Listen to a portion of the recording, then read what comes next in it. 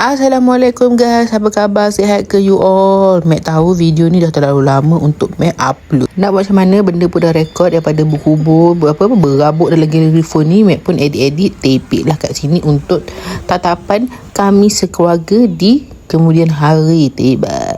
Syukur Alhamdulillah, Mek pun dah selamat melahirkan baby Mek pada bulan Oktober lepas. Alhamdulillah, terima kasih kepada semua yang mendoakan Mek dan baby sihat sampai hari ni. Mek pun dah habis pantang, fasa-fasa newborn pun Mek dah lalui dengan baik sekali. Syukur Alhamdulillah, suami Mek dan mak serta adik-adik Mek yang lain banyak membantulah semasa proses Mek berpantang ni. So kali ni maternity vlog Mek. You all tengoklah Mek for feeling you all.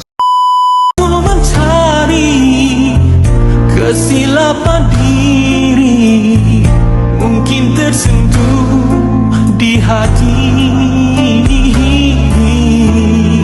Telah kuhulurkan kemaafan kasih agar dikau kembali. Berlalulah cinta dan janjimu, rada dalam kasihmu. Mengapakah ini yang ku temu dalam kamar kasihku?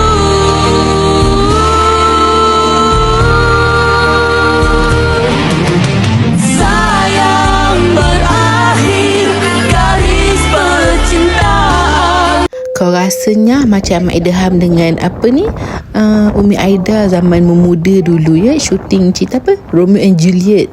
Takut shoot maternity shoot ni dekat Pantai Tembeling, Kuantan saja. Ni pun adik Mek yang shoot kan. So jimatlah kita kan tiba.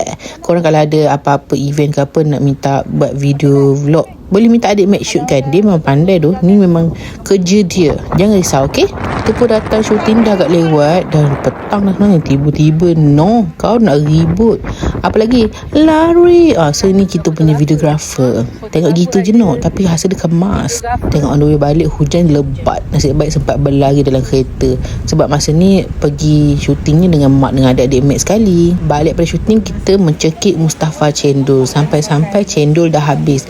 Jadi tibailah Maggi goreng, mi goreng, lepas tu dengan air biasa saja. Yelanya. Lepas itu syuting kita ke Bulu Nok. So bumil makan dulu. So tu saja vlog kali ni. Kalau kau nak tengok vlog masa Mek bersalin, komen kat bawah. Ramai ke nak tengok? Mek tunggu juga ni. Kalau tak nak tengok, Mek masih edit lah. Tiba. Bye guys.